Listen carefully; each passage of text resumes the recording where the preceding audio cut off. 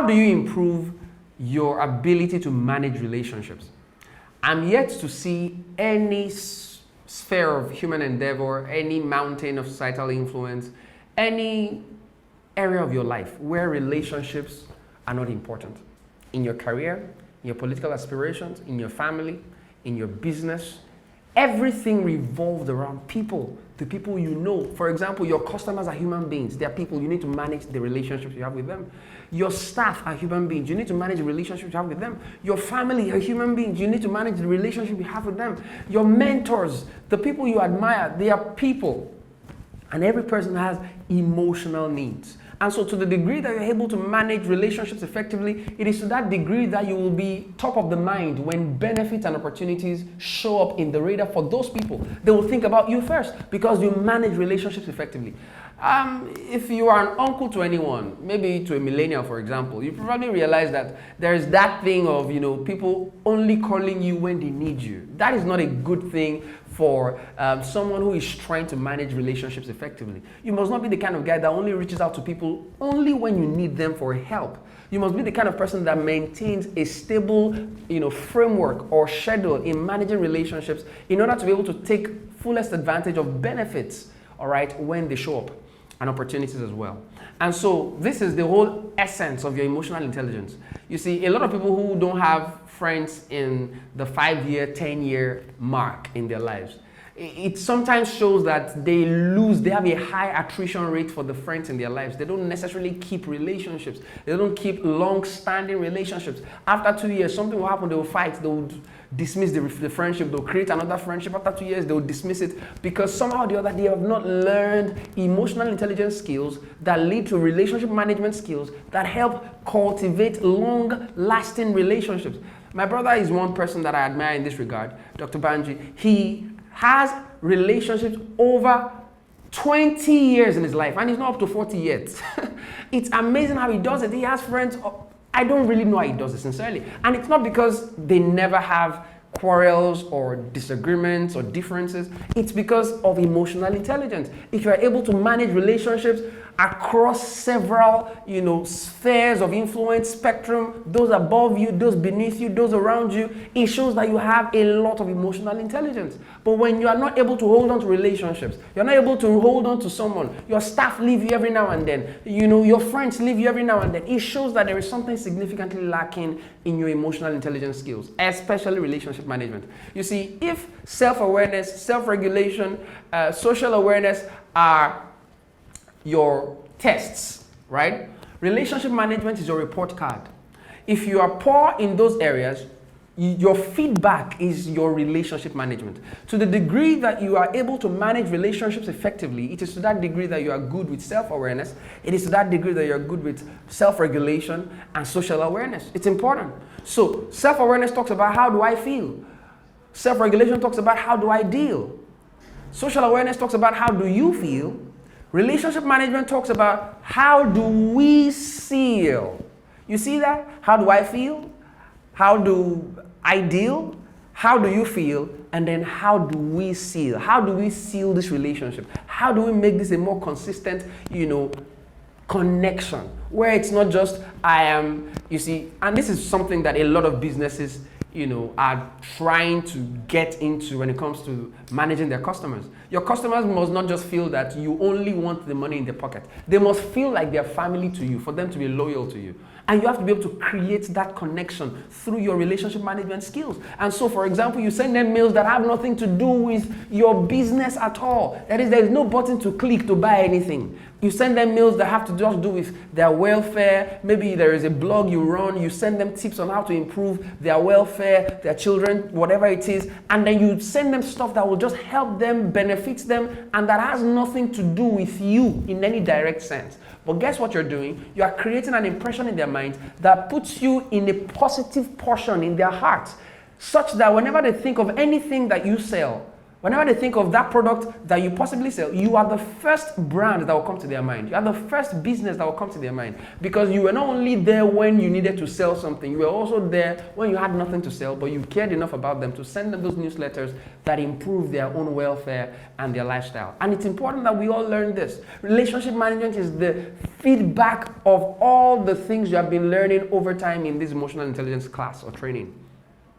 4 strategies I'll be sharing with you that would help you improve your relationship management skills. Number 1, be open and curious. Remember what I said about listening the other time. Don't just be all about yourself, me, myself, and I. No, whenever you engage someone, engage a customer, engage a friend, engage a neighbor, engage a staff, be open, be curious. You see, talk to the person about yourself. Be free about telling them about yourself. That is, don't just be curious and not be open. See, they're the two-edged swords that help you become a very effective person with respect to relationship management. That is, of course, you must not be all about yourself, but you must be vulnerable as well. You must be willing to tell people about, oh, I just moved into this area some months back. Basic things about yourself that will make the person also interested in talking about themselves. Apparently, your whole idea is not to make the conversation about yourself. The idea to talk about yourself is to help the person talk about themselves as well. And so, because there's some people that if you start asking them questions about them and you have not said anything about your own self, they begin to feel like, are you about to scam me? Why are you asking me so many questions about me? I don't even know you. So it has to be a balanced approach between being open and being curious. And so you have to be open and curious. Don't just be curious without being open, and don't just be open. Talk about everything about yourself. You have no sense of regard to the person. You don't ask about the person. People love to talk about themselves. If you give room for people to talk about themselves, they will love you. They will love talking to you because they like to talk about themselves. It's a human nature, all right? And so it's important that you learn to be open and curious. So when you meet someone for the first time, you meet someone at the party, you learn the person's name, you learn about, basic things about the person, you read body language, you understand the person, you listen to the person. To be able to manage that relationship effectively, you have to consistently be open and curious. If you have something in your history that can help the person navigate a tough time, share that experience with the person. So somebody is sobbing in the office, you caught the person sobbing or crying, and you're wondering, why is this person crying? Don't just judge the person from afar and say, what kind of person is this? You're coming to the office with your emotional problems. Can you just find a toilet or get a place and all of that? Don't be like that. Ask the person questions. Are you okay? Are you fine? What happened? And if the person narrated a story about his family or his marriage or his relationship or whatever it is, then you talk to the person, share an experience that could help the person. Be open. Don't just box yourself up and be the one that answers everybody's question and give off an air of superiority or perfection as if you don't have your own issues too. Be open to share some of your life experiences that could help the person through that particular tough time. All right, encourage people, share your own stories, be open. Also be curious, ask questions, ask relevant questions, and be willing to help when you receive such feedback from them. Number 2, enhance your natural communication style. You see, there are some people that are very chatty. That is, whenever you talk to them, they're very casual. There are some bosses, for example, who are casual and chatty. You shouldn't misconstrue that to mean that they do not have authority, because that's their communication style. They don't like to talk in the formal context every time. You come to their office, they want to have a chat. They want to have a coffee while talking to you. They want to gist about, public policy, politics, entertainment industry while they're talking business. That's their style. They're chatty, right? They prefer to talk important things in an atmosphere of, casual, informal, atmosphere. But you see, you need to understand your own communication style. What kind of communication style do you have? What kind of communication,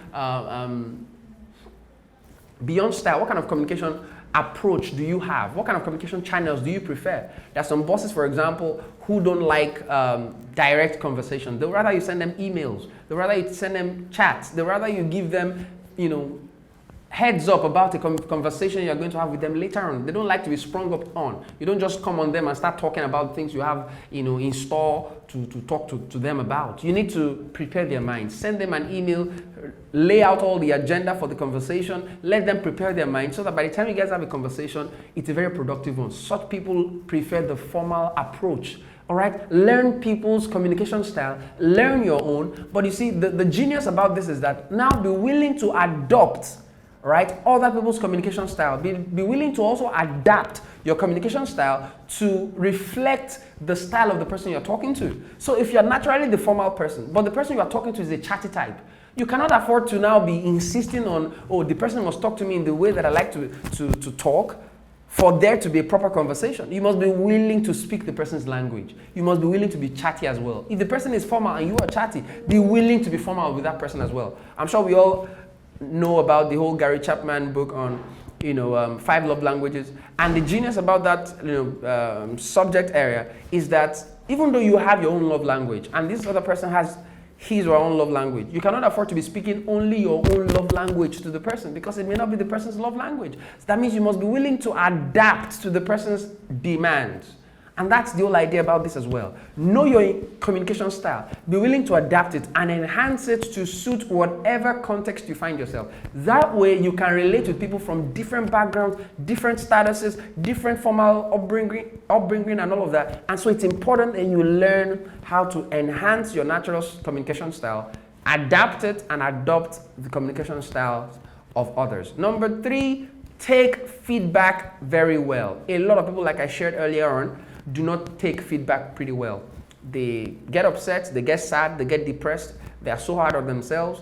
You see, the truth is, see feedback as content and see the person giving the feedback as the container.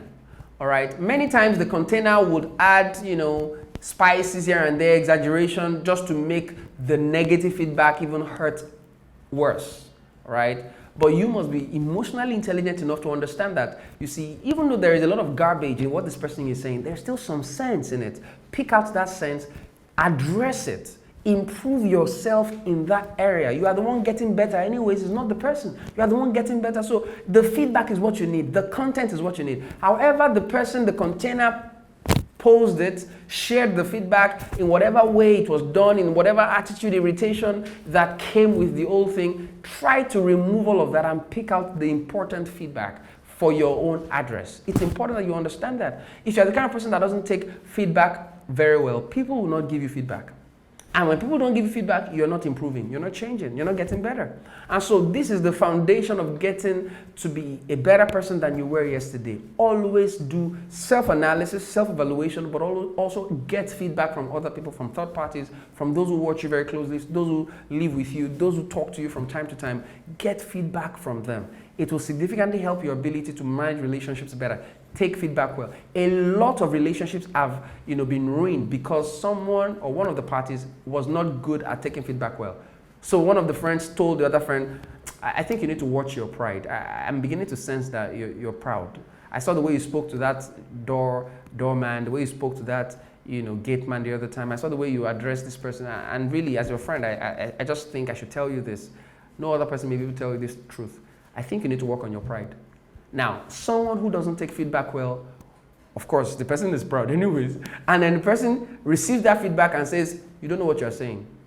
From then on, the person can just choose not to be friends with that other guy who actually told him the truth. And you're just sabotaging your own destiny if you do that. Because the people that are helping you, you don't like them. That means you want sycophants around you. People that will praise you all the time. People that will hail you, tell you there is nothing wrong with you until they hail you into the ditch. And so you have to be very, very, discerning and critical about the kinds of people you surround yourself with. Not just, yes men and yes women. People who will tell you the truth. A friend will tell you the truth even if it will hurt both of you. That is, a friend will tell you the truth even if he knows he will risk losing himself as your friend. You understand? Or losing your friendship in the process. And so those are the kind of friends you should get around yourself. People that will tell you the truth, and you also must be willing to take whatever feedback is given to you very, very well. Take it in your stride. We are not perfect. Understand that already. We are not perfect. So any negative feedback is just part of the package. Take it in your stride, improve on it, and you get better in the end. The number 4 strategy I'll be sharing with you is such a powerful one. Avoid mixed signals. So powerful. Avoid giving mixed signals. Remember what I said about body language? You see, when someone is saying something and then the body language is saying another thing, that's a mixed signal. So you say, come and eat. No, I'm fine. I'm sure that one has happened to you a lot of times. So someone asks you to come and eat. You really want to eat, right? And then you say, no, just because you want to show some level of modesty, and you say, no, I'm fine. But your body language is saying, man, I want to eat. I just need you to press a little bit further so that I will jump on that food. right? So avoid giving mixed signals. Don't be the kind of person that will be saying one thing and then be acting another way. Let your actions and your words be the same. Don't say what you don't mean. Don't mean what you don't say.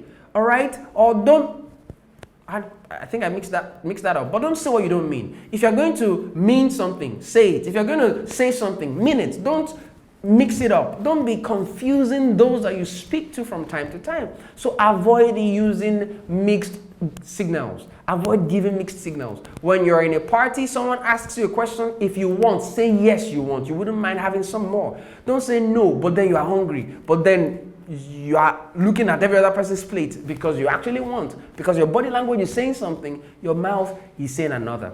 And so it's important. And one way you can help in this regard is to be comfortable in your own skin. Be comfortable to saying no when you feel like saying no. And this is a challenge with a lot of people. A lot of people don't know how to say no. So they will say yes, but their body language is saying no. So they will ask you, can you commit to this NGO for this period of time? They say, oh yes, fantastic, I like the idea. But your body language is what we are seeing every week. You don't show up, you don't write, you don't do all the things you're supposed to do, you don't give your deliverables, but you said you were going to be committed to this. But your body language, what we are seeing, the vibe we are getting from you, shows that you didn't really say those things because you meant them. You said them to just get the approval of someone, or because you were too afraid to say no. You must be very comfortable with your decisions, be comfortable in your own skin. Don't be afraid of opinions of men. If you have something to say it. And that way you can merge your body language with your words.